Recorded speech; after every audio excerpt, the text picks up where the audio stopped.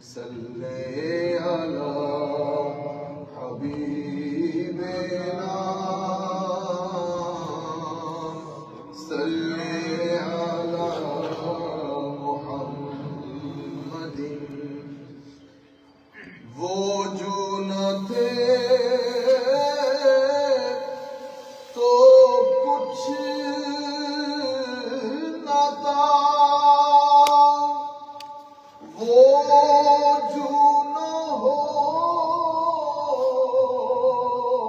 تو کچھ نہ ہو،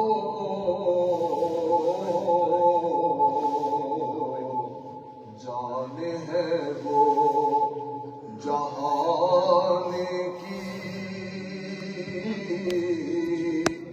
جان ہے تو جہان ہے، صلی علی رسولنا صلی علی محمد صلی علی حبیبنا صلی علی محمد آمد مصطفیٰ ہوئی روشن زمانہ ہو گیا،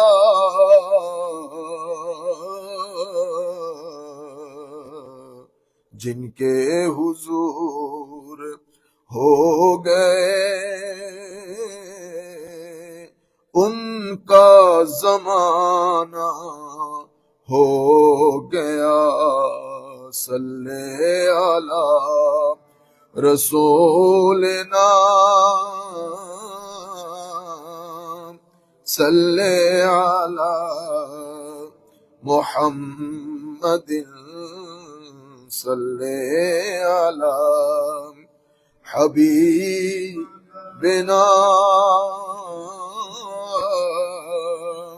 صلی علی محمد۔ بسم اللہ الرحمن الرحیم۔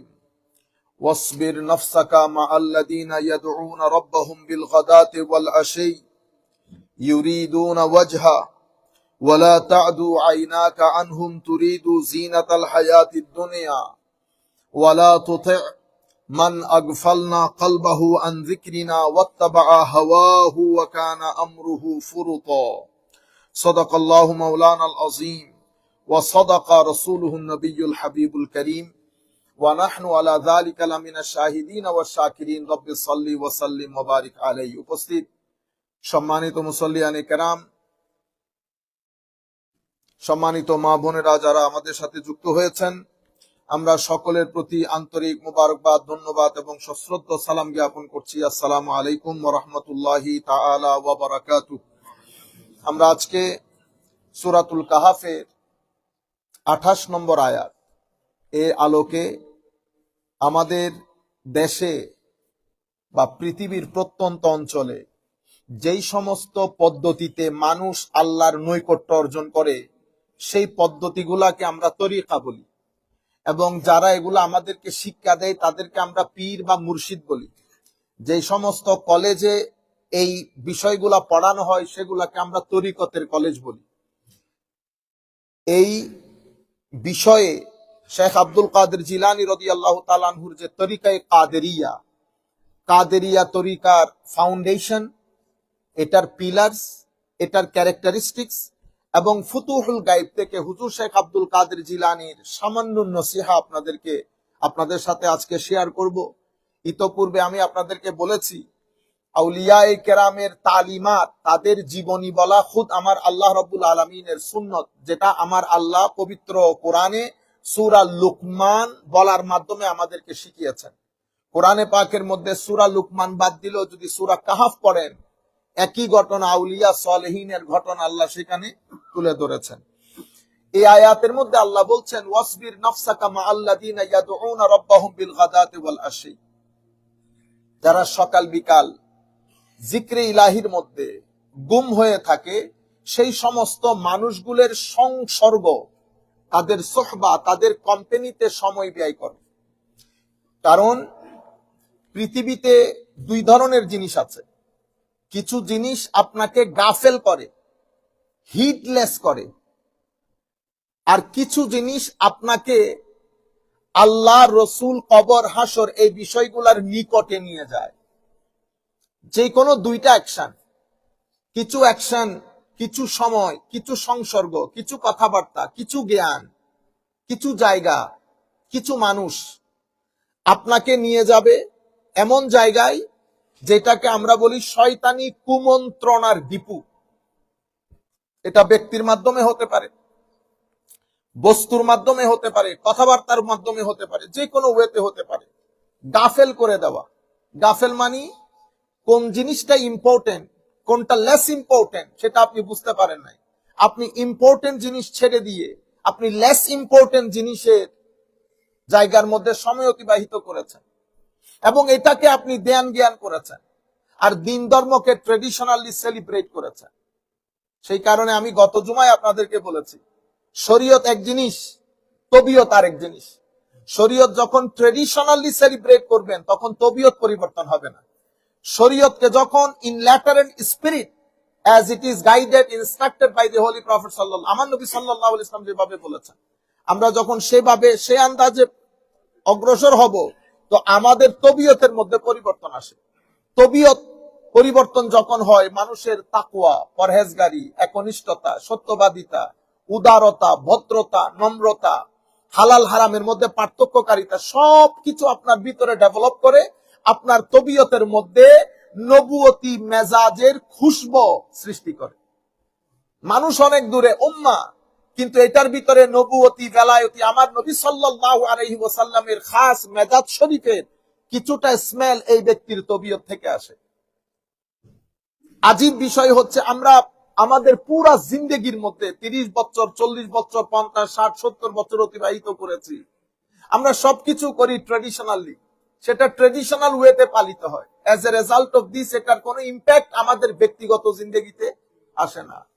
সম্মানিত উপস্থিতি, তো আমার আল্লাহ ইরশাদ করতেছেন, তবিয়ত পরিবর্তন যদি করতে হয় তো তুমি এমন কিছু মানুষের সাথে তোমার সঙ্গ অবলম্বন করো যাদের তবিয়ত পরিবর্তন হয়েছে।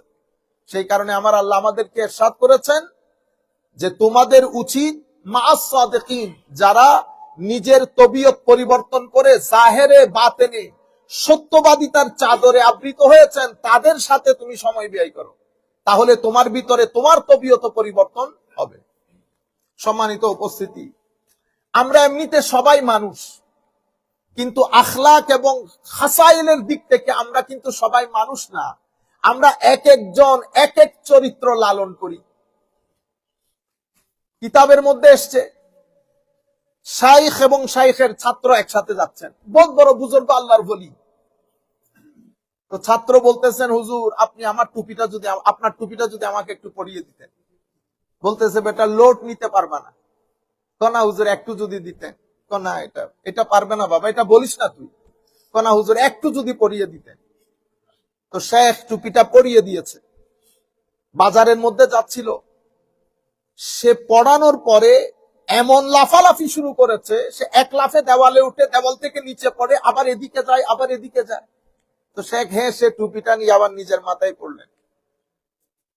টুপি যখন নিয়ে ফেলেছে, সে আবার হতচকিত হয়ে তার স্বাভাবিক জীবনে যখন ফিরেছে, তাকে জিজ্ঞেস করলো, বেটা আপনি এরকম লাফালাফি করতেছেন কেন পাগলের মতো?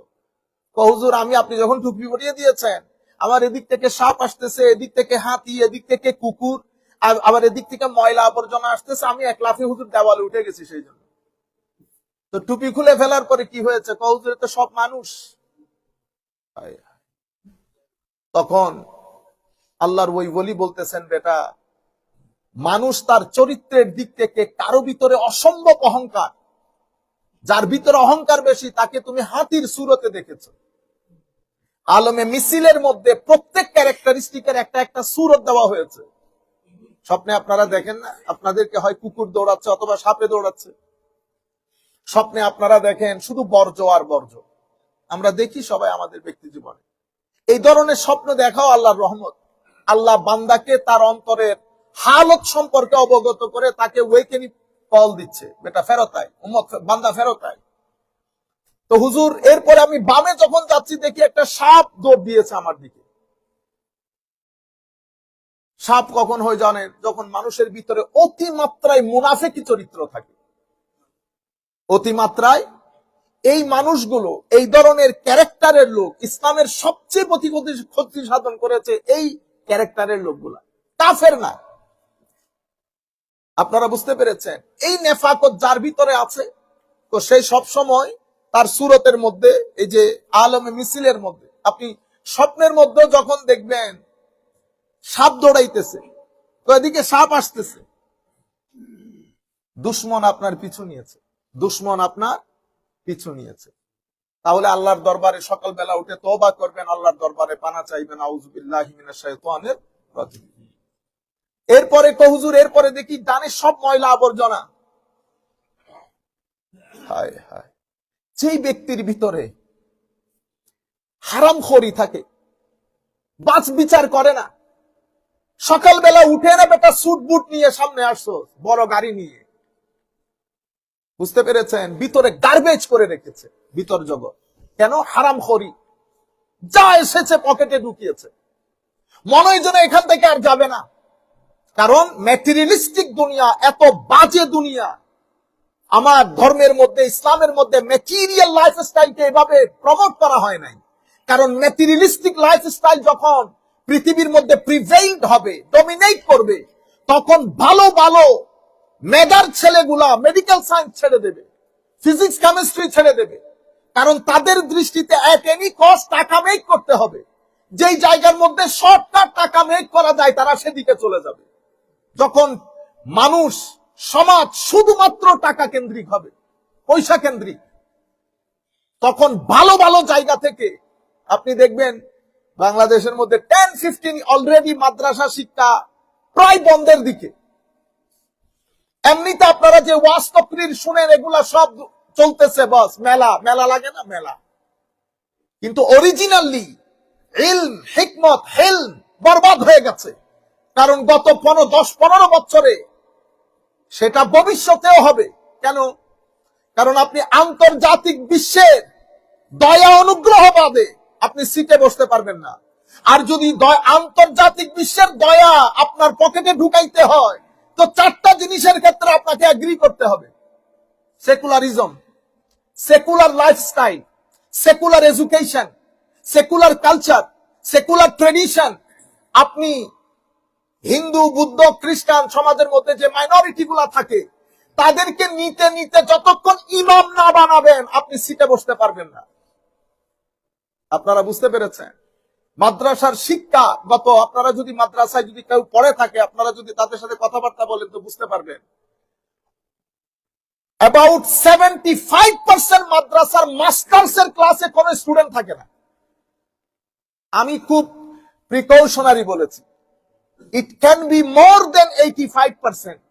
কামিল ক্লাস যেটাকে বলে, আপনি যদি এখান থেকে যান যে আমরা একটা ভ্রু মারি, তো দেখবেন 75-85% মাদ্রাসার কামিল ক্লাসে কোনো স্টুডেন্টই থাকে না। কোথায় যায় তারা? তারা ইউনিভার্সিটিতে যায়, তারা কলেজে যায়। কেন? কারণ তারা সোসাইটি দেখে ফেলেছে। তারা জানে শুধু কামিল করে এই সোসাইটির মধ্যে ধাক্কা খাইতে হবে, এই সোসাইটির মধ্যে ধাক্কা খেতে হবে। আর সমাজের কিছু রতি মহারতি আছে, এরা একবার তুলবে একবার গাড়বে। সুতরাং তারা তাদের লাইফকে সিকিউর করার জন্য তারা একটা ডিগ্রির দিকে চলে যায়। কারণ সেই ডিগ্রি দিয়ে চাকরি পেতে হবে, নতুবা তার কাছে বিয়ে পড়ানো, তালাকের ফতোয়া দেওয়া, আর জানাজার মধ্যে দোয়া করানো, আর মুর্দা গোসল দেওয়ানো, এই ছাড়া তার ফুটবল এরিয়ার মধ্যে আর কোনো মাসআলা নাই। যারাই মাদ্রাসায় পড়ে, সাবজেক্ট 3টা, হয় মুর্দা, নয় বিয়ে শাদী, আর মসজিদের মধ্যে নামাজ পড়ানো। এই হচ্ছে তার টোটাল সোশ্যাল অ্যাক্টিভিটিস। আপনি যখন এই 3টা থেকে বের হয়ে আসবেন, প্রথমে তো আপনার ইমামতি খতম।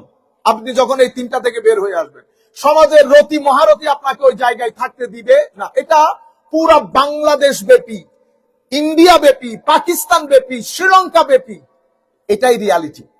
সেই কারণে এই গত 15-20 ইয়ার্স এর মধ্যে, এটা শুধু বাংলাদেশে হয়েছে আবার এটা মনে করিয়েন না, এটা পাকিস্তানেও সেম, এটা ইন্ডিয়াতেও সেম। আমি নিজে পাকিস্তানি এক স্টুডেন্টকে জিজ্ঞেস করছি, আপনাদের ওখানে কলেজ লেভেলের মধ্যে উলুমুল হাদিসের কিতাব কি পড়ানো হয়? সে উলুমে হাদিসের কিতাব বলতে গিয়ে নাম বলেছে উসুলুল ফিকহের কিতাব। মানে সে উসুলুল ফিকহের কিতাব কোনটা, উলুমে হাদিসের কিতাব কোনটা, এই দুইটার মধ্যে ফারাকি করতে পারে না। আপনারা বুঝতে পেরেছেন? এমন এমন লোক তকরিরের মধ্যে চলে এসছে, যার কারণে প্রত্যেকদিন কোনো না কোনো একটা ফিতনার দিকে আমরা চলে যাচ্ছি। আপনি যখন এই ধরনের কথাগুলা বলবেন, সমাজের মধ্যে ফ্রাস্ট্রেশন তৈরি হয়। ইতোপূর্বে আপনার জিন্দেগিতে শুনেছেন আমার নবীকে কেউ জার্নালিস্ট বলেছে? এটা তো শুরু, ভবিষ্যতে আরো অনেক ধরনের কথা শুনবেন। ইতোপূর্বে এর চেয়ে কত কঠিন কঠিন সরকার আমাদের দেশে ছিল। কখনো শুনেছেন রোজা পূজা এই ধরনের কথাগুলা? কখনো শুনেছেন বিষ্ণু, মোহাম্মদ, মুসা এই কথাগুলা? আপনারা আরো জটিল কথা শুনবেন কেন? আমি আপনাদেরকে অনেক দিন ধরে বলতেছি কথাগুলা। এটা মুভমেন্ট অফ সেকুলারাইজেশন চলতেছে পুরো ওয়ার্ল্ডের মধ্যে। আপনি যতক্ষণ পর্যন্ত মিশরের থাকতে পারছে, মিশরের সরকার এসে 2 দিন থাকতে পারছে, ইমরান খান 1 দিন থাকতে পারছে। আপনি যতক্ষণ পর্যন্ত হাতে হা না বলবেন, মুভমেন্ট অফ সেকুলারাইজেশনের পার্ট এবং পার্সেল না হবেন, কি মহালাস আপনি এই সিটের মধ্যে বসবেন। কেন? কারণ আমরা সবাই মুনাফিকের চরিত্রের। এই জন্য ডক্টর, আমার শ্রদ্ধাভাজন উস্তাদ doctor Sheikh Abdul Hakim Murad from Cambridge university, উনি চমৎকার একটা টপিকের উপর কথা বলেছেন, আপনারা ইউটিউব থেকে শুনবেন। How Islamic is our Islamic studies, মানে আমাদের ইসলামিক স্টাডিজ গুলা কতটুকু ইসলামিক, এটা হচ্ছে সাবজেক্ট। 3 ঘন্টার একটা স্পিচ চমৎকার ভাবে তুলে ধরেছেন। আমরা কোন ইসলামিক স্টাডিজ বানিয়েছি, আসল ইসলামিক স্টাডিজ কোনটা? যাই হোক, আমি অন্য জায়গায় চলে যাচ্ছি। সম্মানিত উপস্থিতি, আল্লাহর দরবারে দোয়া, আল্লাহ আমাদেরকে, আপনাদেরকে, আমাদের সন্তানকে এই ফিতনা ফাসাদ থেকে রক্ষা করুক। কারণ আপনি আমল আমল আমল করেন নাই, কিন্তু হঠাৎ করে বলতেছেন এই নামাজ আমি পছন্দ করি না। আছে ঈমান? এমনিতে আপনি 20 বছর নামাজ পড়েন নাই, গুনাহগার, আপনি জাহান্নামী, এটা আমি বলতে পারবো না। আল্লাহ চাইলে রাখবেন, আল্লাহ চাইলে মাফ করবেন। কিন্তু আপনি যদি বলেন আমি নামাজ পছন্দ করি না, থাকবে ঈমান? তাইলে আকীদার ক্ষেত্রে আপনি যখন বলবেন জার্নালিস্ট, এখন আপনাকে প্রমোট করার জন্য আরেকজন যদি একই ধরনের সাপোর্টে বলে, আমি আল্লাহ আল্লাহ রসুলকে সাক্ষী করে বলছি, কাউকে ছোট করা, কাউকে বড় করা আল্লাহ আমাদের জিন্দেগিতে করি নাই আমরা। এটা আমরা গুনাহগার মানুষ, জালেম মানুষ, আপনাদের চেয়ে অনেক বেশি গুনাহগার, সেটা আল্লাহ ভালো জানেন। কিন্তু আমরা সর্বোচ্চ চেষ্টা করেছি এই মিম্বরের সাথে যেন ইনজাস্টিস না হয়। কারণ এই মিম্বরে দাঁড়িয়ে বড় বড় লোক কথা বলতেন। আমরা কাউকে বড় করার জন্য, কাউকে ছোট করার জন্য বলে থাকলে আল্লাহ মাফ করে দেখ আমাদেরকে। কিন্তু আমি আপনাদেরকে বলতে চাচ্ছি, এই যে জার্নালিস্ট বলার পরে এমন এমন লোক এটার সাথে এগ্রি করে এটাকে ধামাচাপা দেওয়ার জন্য বক্তব্য দিচ্ছে, আপনি কল্পনা জল্পনার বাইরে। একজন বলতে বলতে বলেছে যে জার্নালিস্ট একটা ভালো শব্দ, ইভেন নবী শব্দের একটা অর্থ বলে ডাকপিয়ন। বুঝতে পেরেছেন আমি কোথায় যাচ্ছি? দেখছেন? কারণ আমি জানিও না কার ব্যাপারে কথা বলছি, যাকে আমার আল্লাহ নামাজের মধ্যে সালাম দিতে বলেছেন, আজানের মধ্যে যার নাম আসে, যিনি পাহাড়ে উঠলে পাহাড় নাচে, যার হাতের ইশারায় চন্দ্র দ্বিখণ্ডিত হয়, যাকে পবিত্র কোরআনের প্রত্যেকটা জায়গায় আমার আল্লাহ নিজের সাথে রেখেছেন, ইন্নাল্লাযীনা ইউযুনাল্লাহা ওয়া রাসূলা ওয়া মান ইউতিল্লাহা ওয়া রাসূলা, যাকে আমার আল্লাহ পবিত্র কোরআনের কোথাও নাম ধরে রাখে নাই, যার ব্যাপারে আমার আল্লাহ বলেছেন ইন্না আতাইনাকাল কাউসার, সেই নবীর ব্যাপারে যদি শেষ জমানায় এসে আমাদেরকে এটা দেখতে হয়, এরপর আমাদের সন্তান আছে না, আমাদের নিজেদের ভাই ব্রাদার আছে, আমাদের সন্তানরা আছে, আমাদের সব সন্তান আমার সাথে এগ্রি করবে এমন তো কোনো কথা নাই, এগ্রি না করুক। কিন্তু আপনি যখন এই শব্দের মধ্যে পড়ে যাবেন, আপনি যখন রোজা পূজা এগুলোর মধ্যে চলে আসবেন, আপনি যখন বিষ্ণু, কত বড় মারাত্মক বেয়াদবি, বিষ্ণু মোহাম্মদ মুসা যখন একসাথে হয়ে যাবে, এলে ফারাক কোন জায়গার মধ্যে? আল্লাহ আমাদের হামি ও নাসির হোক। আল্লাহ সবাইকে হেদায়েত দান করুক, বুঝ দান করুক। আমরা বোধহয় বাউলা হয়ে যাচ্ছি একটা চেয়ারের জন্য। মনে রাখবেন, চেয়ারের জন্য বাউলা হতে হয় না। আমার আল্লাহর রসুলের শরীয়ত তরিকত এগুলার ঝান্ডা উঁচু করে তোলেন, এটা সামনের দিকে যান, চেয়ারে বসতে হবে এমন কোনো কথা নাই। আল্লাহ আমাদের হামি ও নাসির হোক। তাহলে ওয়াসবির মা আল্লাযীনা ইয়াদউনা রাব্বাহুম বিল গাদাতি ওয়াল আশি, আল্লাহর কিছু খাস বান্দা আছে, সেই বান্দাদের সাথে সময় কাটাইতে বলা হচ্ছে। কেন? কারণ তবিয়ত, আমাদের অবস্থা, আমাদের চরিত্র, এটা পরিবর্তনের জন্য নির্দিষ্ট একটা ওয়ে আছে। সেই পদ্ধতির একটা বড় পদ্ধতির নাম তরিকায়ে কাদেরিয়া। সময় যেহেতু খুব সংক্ষিপ্ত, তরিকায়ে কাদেরিয়ার পিলার গুলা কি? Those who belong to the তরিকায়ে Qadiriya, they must know what is the pillars of তরিকায়ে কাদেরিয়া। এটা তো জোক না যে আমি বস বায়াত গ্রহণ করছি। হাই খোদা, যিনি বায়াত গ্রহণ করেন নাই, যিনি করেছেন উনি মনে করেন উনি বেহেশতে উঠে গেছেন, আর যিনি বায়াত গ্রহণ করেন না, হাই খোদা, সে এখনো দুনিয়াতে হাঁটতেছে। আজীব মাহৌল। এবং এত জাহেলানা, এত মূর্খের সমাজে বসবাস করতেছি। বড় বড় আলেমদেরকে পাত্তা দেয় না, পীর সাহেব এসে গেছে। আপনারা বুঝতে পেরেছেন? বড় বড় আলেমের কোনো পাত্তা নাই, সিট নাই, পীর সাহেব এসে গেছেন। আরে জানেও না দুই পীর এবং আলেম একসাথে বসা কার মকবুলিয়ত আমার নবীর দরবারে জাহেল মূর্খ জানেও না, পীরের জন্য পাগল হয়ে গেছে। এই বাংলাদেশ, ইন্ডিয়া, পাকিস্তান, মেইনলি শিখেছি পাকিস্তান থেকে। আমি ইংল্যান্ডে আমাদের মসজিদের মধ্যে হেন কোন পাকিস্তানি পীর নাই, আসে নাই। আফসোস, সদ আফসোস, ম্যাক্সিমাম পীরকে আমার নিরেট জাহেল এবং ভণ্ড মনে হয়েছে। নাই দিন, নাই ধর্ম, নাই শরীয়ত, নাই তরিকত, শুধুমাত্র মামা গলে। আর আমাদের লোকজন মাদ্রাসা বলেন, আলেম উলামা বলেন, পীর সাহেব আসে পকেট ভরে দাও, এটা আমাদের টেন্ডেন্সি। সারা 3-4 ঘন্টা আলেম উলামা তকরির করে আমাদের ইংল্যান্ডে, যাওয়ার সময় 300 পাউন্ডে। আর এক নাত খা 30 মিনিট এসে নাত পরে আরেক মাহফিল, তারপরে আরেক মাহফিল, তারে আমরা 1200 পাউন্ড দিই একসাথে। আপনারা বুঝতে পেরেছেন? এই আন্দাজে ইনজাস্টিস হয়। পাকিস্তান থেকে সেটা সোজা বাংলাদেশে গিয়ে ঢুকে। আপনারা বুঝতে পেরেছেন? তরিকতের তো পর্যন্ত আমরা জানি না, চিনি না, বুঝি না। হুজুর শেখ আব্দুল কাদের জিলানী রাদিয়াল্লাহু তাআলা আনহু বলতেছেন, তো তরিকতের pillar, there are 3 pillars of তরিকায়ে Qadiriya. So if I belong to তরিকায়ে Qadiriya, I must know the pillars. The first pillar, হুজুর বলতেছেন, বেটা আমার তরিকার প্রথম পিলার হচ্ছে as-sidq, সততা, সত্যবাদিতা মানি। কারণ হুজুর গৌসুল আজম যখন বাগদাদে যাচ্ছেন, আমি গত জুমায় আপনাদেরকে বলেছি, বেটা, মা বলতেছেন, বেটা আমার পরিবারের মধ্যে মিথ্যার কোন স্থান নাই। আমাদের বড় নানা যিনি মুহাম্মদুর রাসূলুল্লাহ সাল্লাল্লাহু আলাইহি ওয়াসাল্লাম, জাহেরে বাতেনে হক ছিলেন, যেই দিন দুনিয়া থেকে আসলেন সেদিন থেকে as-সাদিকুল আমিন বলে প্রতিষ্ঠিত ছিলেন। সুতরাং আমার পরিবারের নাম সংক্ষিপ্ত আকারে বলে যাচ্ছে আপনাদেরকে, সিদক। তো জীবনে যেখানে যাও, সিদকের চাদর যেন তোমার হাত থেকে না ছুটে। এরপরে হচ্ছে আল হক, যেখানে যাবা, যে অবস্থায় থাকবা, হক বলার ক্ষেত্রে, হক লালন করার ক্ষেত্রে, হক দেখার ক্ষেত্রে, হক শোনার ক্ষেত্রে, হক বলার ক্ষেত্রে, হক ধরার ক্ষেত্রে বিন্দু পরিমাণ পিছপা হবে না। আমার পরিবারের মধ্যে হক বাতিলের ফারাককারী আমার পরিবার, আমাদের ঘরগুলা হকের মশালদারি। সুতরাং তুমি যেখানে থাকবে, হক যেন তোমার সাথে থাকে।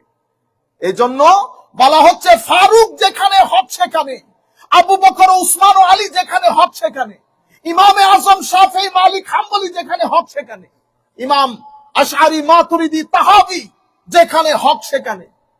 এটা কুল কায়নাতের উলামা ইকরাম আমাদেরকে শিক্ষা দিয়েছেন। সম্মানিত উপস্থিতি, তৃতীয় বিষয় যেটা আল আদল, জাস্টিস, এটা আমাদের তরিকায়ে কাদেরিয়ার পিলার্স বলা হচ্ছে। জাস্টিস মানি, তবে এটা 3টা জিনিসের সাথে তুমি যদি ব্যালেন্স এবং জাস্টিস প্রতিষ্ঠা করতে না পারো, তাইলে তরিকায়ে কাদেরিয়ার তুমি পিলার নষ্ট করে দিলা। কিরকম আদালত? প্রথম আদালত তোমার সাথে তোমার আল্লাহ, কিরকম ভাবে প্রতিষ্ঠা করব? আল্লাহর কিছু হক আছে আমার উপর, সবচেয়ে বড় হক হচ্ছে আল্লাহর দরবারে সিজদা দেওয়া। এরপরে আমার আল্লাহর মিশনকে জমিনে বাস্তবায়ন করার জন্য কাজ করা, এটা আল্লাহর হক আমার কাঁধের উপরে নিয়ে হাঁটিয়া। এরপরে আল্লাহর সৃষ্টির সাথে আদালত প্রতিষ্ঠা করা।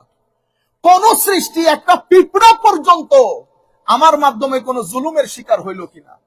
মনে রাখবেন, সত্যিকার তাকওয়া পরহেজগারি আমার নবীর সাথে নিসবত যেই ব্যক্তির মধ্যে থাকবে, সেই ইলেকট্রিক ব্যাট দিয়ে একটা মশা মারার সময়ও তার ভিতরে ক্লিক করে উঠবে, আল্লাহ আমি কোন আগুন দিয়ে সাজা দিতে নিষেধ করেছে তোমার নবী, আমি কোন ওই জুমরার মধ্যে পড়ে যাচ্ছি কিনা।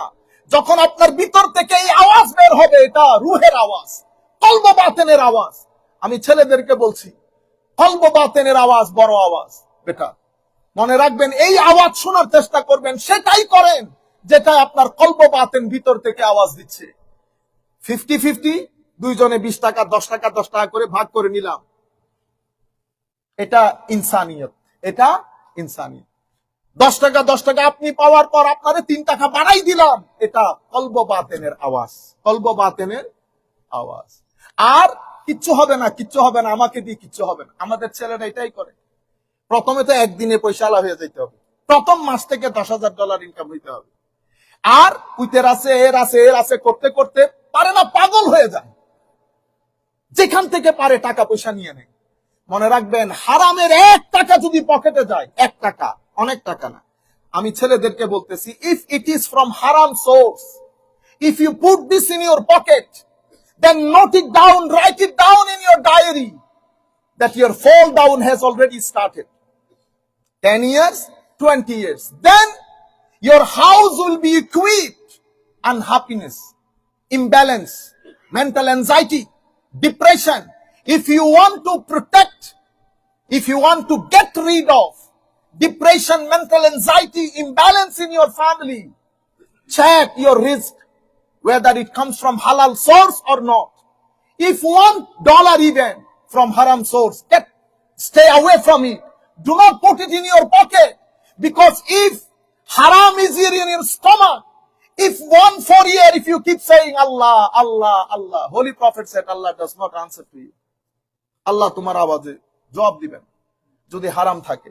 সম্মানিত আমার ছেলেদেরকে বিশেষ করে বলতেছি, আল্লাহর ওয়াস্তে পাগল হয়ে যায় না বেটা। আপনার একটা তকদির আছে, ওই তকদির থেকে কোনো আপনি বের হইতে পারবেন না। আপনার তকদিরে টাকা থাকলে আপনি টাকা আসবে, শুয়ে থাকলেও আসবে। তার মানে কি আপনি কাজ না করে বসে থাকবেন? আমি এটা বলতেছি না, কাজ করতে হবে। কিন্তু আমি যেরকম পাগলামি শুরু করেছি যে একদিনের মধ্যে, 1 বছরের মধ্যে আমাকে $1,00,000 ইনকাম করতে হবে, মনে রাখবেন, প্রথম বছরে যদি $1,00,000 ইনকাম হয়, দ্বিতীয় বছর থেকে আপনার ঘুম হারাম হয়ে যাবে। আপনি ন্যাচারাল যেই ডেভেলপমেন্ট, সেটার বাইরে চলে গেছেন। ন্যাচারাল ডেভেলপমেন্টের বাইরে চলে গেলে আপনি টেনশন, পৃথিবীতে অনেক কিছু আছে এনজয় করা, সময়কে এনজয় করেন, টাইমকে এনজয় করেন, জায়গাকে এনজয় করেন, মা বাবা ভাই বোন আছে এদেরকে এনজয় করেন, এদের কোম্পানি এনজয় করেন। আজকে আছে বলে আপনার মাথায় আসতেছে না, কালকে পাবেন না, $1,000,000 খরচ করলো কেউ আসবে না। এই যে আমি ঘরের মধ্যে একসাথে ভাত খেতে বসেছি, আপনারা যান 12টা পর্যন্ত ঘরে আসেন না, মা বাবা বসে থাকে, আপনি $1,000,000 কামাই করতেছেন। আরে বেটা, ঘরের মধ্যে গিয়ে একসাথে বসে খায়া নেই। এই যে একসাথে বসে খাচ্ছি, এই সুযোগ আর পাবি না। $1,000,000 হয়তো এক সময় আসবে, কিন্তু এই সুযোগ আর আসবে না। মা বাবা যখন একটু সাইটের বাইরে চলে যায়, তাদেরকে লুক আফটার করেন, তাদেরকে সময় দেন। 2 ঘন্টা কম কাজ করেন, তাদেরকে সময় দেন। আপনার জীবনে টাকারও দরকার, বরকতেরও দরকার, দুয়ারও দরকার। সবকিছু মিলে আপনার জীবনকে পিসফুল করবে। শুধু টাকাও শান্তি দিতে পারে না, শুধু বরকতও শান্তি দিতে পারে না। ব্যালেন্স করেন লাইফের মধ্যে। তাইলে এরপরে ফুল ক্রিয়েশনের সাথে আদালত, এরপরে নিজের সাথে নিজের আদালত। আমি যখন নফসের কথা শুনবো, নফসের কথা শুনে কলব বাতেনকে ইগনোর করব, তাহলে এটা ব্যালেন্স হইল না। সেজন্য হুজুর আব্দুল কাদের জিলানী বলছেন, আমার এই তরিকার 3টা রুকুন, 3টা পিলার। এক পিলার সিদক, এক পিলার আদালা, এক পিলার হক। এই হচ্ছে তরিকায়ে কাদেরিয়ার পিলার্স গুলা। এরপরে তরিকায়ে কাদেরিয়ার, আমি দ্রুত বলে যাচ্ছি, সময় নাই, ক্যারেক্টারিস্টিক্স মানে খাসায়েল। হুজুর আব্দুল কাদের জিলানী দুনিয়া থেকে চলে যাবেন, হায় হায়। সন্তান শেখ আব্দুর রাজ্জাক রাদিয়াল্লাহু তাআলা আনহু, উনাকে ডেকে বলতেছেন, বেটা 7টা জিনিস তোমার মাথায় রাখবা। প্রথম কোনটা?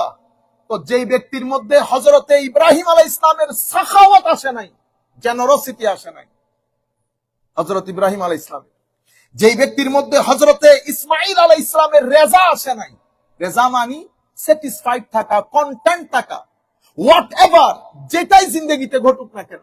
ইসমাঈল আলাইহিস সালামকে যখন তার বাবা ইব্রাহিম আলাইহিস সালাম বলছেন, বেটা আমি তো স্বপ্নে তোমাকে জবাই করতে দেখছি, হযরত ইসমাঈল বললেন, বাবা কোনো অসুবিধা নেই, ইফআল, আপনি করেন সেটা। এটাকে বলে রেজা, মানে আল্লাহর হুকুমের সামনে সারেন্ডার করে দেওয়া। তাইলে সাখাওয়াতে ইব্রাহিম, রেজায়ে ইসমাঈল এবং সবরে আইয়ুব, 36 বছর, মতান্তরে 32 বছর, 26 বছর উনি রোগে ভুগেছেন। শেষ পর্যন্ত পুরা শরীরের মধ্যে পোকা ধরে গেছে। শেষ পর্যন্ত পোকা যখন কলব পাতেন, হার্টকে আঘাত করা শুরু করছে, তখন আল্লাহর দরবারে ফরিয়াদ করেছেন, আল্লাহ যা কিছু হয়েছে, কিন্তু আমার জিকির জারি ছিল। কলব এবং জবান যদি পোকায় কামড় দেয়, মাওলা জিকির করবো কি করে, আমি বাঁচবো বা কি করে? তখন আল্লাহ রহি করলেন, আইয়ুব দোয়া করো। হযরত আইয়ুব দোয়া করলেন, রব্বিনি মাসসানিয়াদ দর ওয়া আনতা আরহামুর রাহিমিন।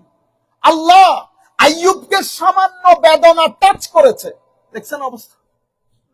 তো তুমি বড় দয়াশীল আল্লাহ, বলেও নাই আল্লাহ আমাকে, আমি মাফ চাই, আমাকে শেফা দান করো, এটা বলে না। হযরত হুজুর গৌসুল আজম বলতেছেন, বেটা যতক্ষণ পর্যন্ত কারো ভিতরে সবরে আইয়ুব না আসে, রেজাই ইসমাইল না আসে, সাখাওয়াতে ইব্রাহিম না আসে, ততক্ষণ পর্যন্ত সেই ব্যক্তি কাদেরিয়া তরিকার মানুষ হতে পারে না, সুফি হতে পারে না। আপনি চিন্তা করতে পারবেন। সম্মানিত উপস্থিতি, এরপরে বলেছে হযরতে জাকারিয়া আলাইহিস সালামের ইশারা, হযরত জাকারিয়া ইশারা, আল্লাহ শেষ বয়সে কোন কিভাবে সন্তান, তো জাকারিয়া আমারে কিছু কিছু নিদর্শন তো দিবেন, তো 3 দিন কথা বলিও। এখানে অনেক লম্বা কথা আছে, আমি বলতে পারতেছি না। তো জাকারিয়ার ইশারা, হযরতে ইউসুফ আলাইহিস সালামের গুরবা, হযরতে ইউসুফের দেশে দেশে ঘুরছে, কূপে ফেলিয়ে দেয়, এরপর ওখান থেকে তুলে ভাইয়েরা মিশরে নিয়ে গেছে। এই যে গুরবত, পরিবার পরিজন আত্মীয় স্বজন থেকে দূরে থাকা, এখানে সুফিয়ায়ে কেরাম যখন গুরবতের কথা বলেন, তো বলতে চান এক ব্যক্তি গরিব বিদেশি যেমন পরিবার পরিজন থেকে দূরে থাকে, ঠিক সেভাবে আল্লাহর ওয়ালির উপর ফরজে আইন, আল্লাহ নারাজ হয় এমন প্রত্যেক জিনিস থেকে দূরে থাকা। বিদেশের মধ্যে ইবাদত করা সমাজ ছেলেরা যারা দেশে নামাজ পড়ে না, বিদেশে নামাজ পড়ে, এবং সেই নামাজের মধ্যে মনও বসে, কেন? গুরবতের কারণে। তো সুফিয়ায়ে কেরাম মুরিদদেরকে শিক্ষা দেয় গুরবতের শিক্ষা। এই শিক্ষা শুধু পরিবার থেকে দূরে থাকা না, আল্লাহ অপছন্দ করেন এমন প্রত্যেক জিনিস থেকে দূরে থাকা। এর পরবর্তীতে বলা হচ্ছে হযরত ইহইয়া আলাইহিস সালাতু ওয়াস সালাম কাপড় চোপড়ের মধ্যে সেইভাবে স্টাইলিশ ভাবে চলতেন না, সুফ পরতেন, চামড়া পশমের এই জিনিস। এবং ফাইনালি হযরত ঈসা আলাইহিস সালামের সিয়াহা, দেশে দেশে সফর করা, কারণ সফর না করলে অন্তর বড় হয় না, সফর না করলে ইলম শিখা যায় না, সফর না করলে আপনি অনেক কিছু, এক সফরের মধ্যে যা শিখা যায় 10 বছর মাদ্রাসা মসজিদে পড়লে ওই লেখাপড়া হয় না। সফর মানুষকে অনেক কিছু শিক্ষা দেয়। সেই জন্য নবীদের মধ্যে সফর, ওলিদের মধ্যে সফর, উলামায়ে কেরামের মধ্যে হেন কোনো আলেম পাবেন না যারা সফর করেন নাই। আমাদের দেশেও যারা সফর করে না তারা এক মেন্টালিটি, যারা সফর করে তারা আরেক মেন্টালিটি। আপনারা এখানে আসার আগে এক ধরনের ছিলেন না, এখানে আসার আগে কেউ হাত তুলতে নামাতে আমিন জোরে বলতে দেখতে, আমি দেখছি আমাদের মসজিদ থেকে বের করে দিচ্ছে, হুজুর নামাজ পড়ছে, এটা নামাজ হয়েছে কেমনে, কি করছে, আমিন জোরে বলছে। বুঝতে পারছেন কেন হয়েছে ঘটনা? কারণ এরা ওই অঞ্চল থেকে বেরই হয় না, ওদের কাছে ওইটাই শরীয়ত। যে 2-3 জন বাইরে আসছে তারা কিন্তু বুঝতে পারছে, তারা কি ফেকা পড়ছে, ফেকা পড়ে নাই, সফরের কারণে এক্সপিরিয়েন্স হয়েছে। সম্মানিত, এরপরে আমার নবীর ফকর, ফকর মানে গরিবই না, ফকর মানে হচ্ছে আমি পয়সাওয়ালা হইতে পারি, কিন্তু পয়সাওয়ালা হইতে গেলে এটা আমাকে আল্লাহর জিকির থেকে দূরে রাখবে। সেই কারণে আমি এই জিনিসটাকে প্রেফার করলাম, যাতে সদা সর্বদা আল্লাহর সোহবতের মধ্যে আমার দিন কাটাইতে পারি। তো উনি সন্তানকে বলতেছেন, বেটা যতক্ষণ পর্যন্ত সবরে আইয়ুব, রেদাই ইসমাইল, সাখাওয়াতে ইব্রাহিম, গুরবতে হযরতে জাকারিয়া, ফকরে মুস্তাফা, সিয়াহতে ঈসা, এই বিষয়গুলো, সুফে ইয়াহইয়া, এই বিষয়গুলো যতক্ষণ পর্যন্ত তোমার ভিতরে অর্জন করতে না পারবে, ততক্ষণ পর্যন্ত তরিকায়ে কাদেরিয়া তোমার ভিতরে ডেভেলপ করবে না। এরপরে উনি মুরিদদের ব্যাপারে সংজ্ঞায়িত করেছেন, মুরিদ কাকে বলে। খুব একটা মুরিদ মানে বেশি ইবাদত করে কুজো হয়ে হাঁটা মানুষ যেন আবেদ বলে, এটার নাম মুরিদ না। মুরিদ মানি ওই একটু হাতের মধ্যে এই একজ্যাক্ট এই কথাগুলা বলেছে, হাতের মধ্যে তসবিহ নিয়ে নিয়ে হাঁটার নাম মুরিদ না। মুরিদ বড় বড় ওলিদের, এখন আমাদের কথা বলছে, তো বড় বড় ওলিদের সম্মান বর্ণনা করা, তাদের হাল বর্ণনা করা, এটার নাম কি না? মুরিদ না। তাই আমরাও করে গেছি। মুরিদ কাকে বলে? হায় হায়, যার অন্তঃকরণে, সামগ্রিক জীবনে, কলব বাতেনে যেই এক নিয়ত হয়ে গেছে যে যে কোনো মূল্য আল্লাহর রেজামন্দি অর্জন করবে, জিকিরের মাধ্যমে, মুজাহাদার মাধ্যমে, তওবার মাধ্যমে, ওয়ারার মাধ্যমে, তাকওয়ার মাধ্যমে, ইখলাসের মাধ্যমে, সোহবতের মাধ্যমে, রাতের ইবাদতের মাধ্যমে, ফারাইজে দ্বীন নওয়াফিল এর মাধ্যমে, সেই ব্যক্তিকে মুরিদ বলে। আল্লাহ রাব্বুল আলামিন আমাদের হামি ও নাসির হোক। এরপরে উনি তাসাউফের উসুস বর্ণনা করেছে, ফাউন্ডেশন, 7টা ফাউন্ডেশন বর্ণনা করেছে। শেষে গিয়ে বলেছে আমার এই তরিকার এই 7টা হচ্ছে ফাউন্ডেশন, এটা হচ্ছে রোকন, এটা হচ্ছে খাসায়েল। কিন্তু আনফরচুনেটলি আমরা যারা এটা সেলিব্রেট করি, পালন করি, এটার সাথে যুক্ত, আমরা প্রায় 99% এই বিষয়গুলো সম্পর্কে জানি না। আমরা তাসাউফ মনে করি জিকির করাকে, আমরা তাসাউফ মনে করি শুধু বায়াত হওয়াকে, আর বাকি আমাদেরকে বলাও হয় না। কারণ এখানে ম্যাক্সিমাম, ইল্লা মাশাআল্লাহ, সবাই এক ধরনের না, বাট এখানে ম্যাক্সিমাম যেহেতু ব্যবসা বাণিজ্য জড়িত, আমাদের সমস্যা হচ্ছে আমরা বলে ফেলি, বলে ফেললে আমাদেরকে এরাও পছন্দ করে না, ওরাও পছন্দ করে না। আলে হাদিসের বাইরা বলে বেদাতি, যারা আলে, যাদেরকে বেদাতি বলে আলে, আর আমাদের সুন্নি ভাইয়েরা বলে শিয়া হয়ে গেছে। মানে ঠিক কোন জায়গার মধ্যে আছে আল্লাহ পাক জানে। এরপরে সমাজের বড় শ্রেণীও পছন্দ করে না, কারণ বড় শ্রেণী চাই যে খতিব সাহেব এখানে আসেন, খতিব সাহেব আসবে, উঠেন, উঠবে, বসবেন, বসবে। তো এখন আপনি যখন চোখে চোখ দিয়ে কথা বলেন তো বড়রাও পছন্দ করে না। আল্লাহর দরবারে দোয়া করবেন, আল্লাহ যেন আমাদেরকে যেখানে থাকি, যে অবস্থায় থাকি, হকের সাথে থাকার জন্য তৌফিক দান করেন। আল্লাহ যেন আমাদেরকে ইবাদত, রিয়াজত, যা বলি তা কর্মে প্রতিফলন করার তৌফিক দান করেন। আল্লাহ তৌফিক দান করলে ইনশাআল্লাহ আবার দেখা হবে। আজকে যেভাবে আমরা গত জুমায় বলেছি, আজকে আপনাদের সাথে এটা শেষ জুমা হচ্ছে। আল্লাহ যদি তৌফিক দান করেন, হায়াত যদি থাকে, ইনশাআল্লাহ আবারও দেখা হবে। ধন্যবাদ সবাইকে। এখন আমার মনে হয়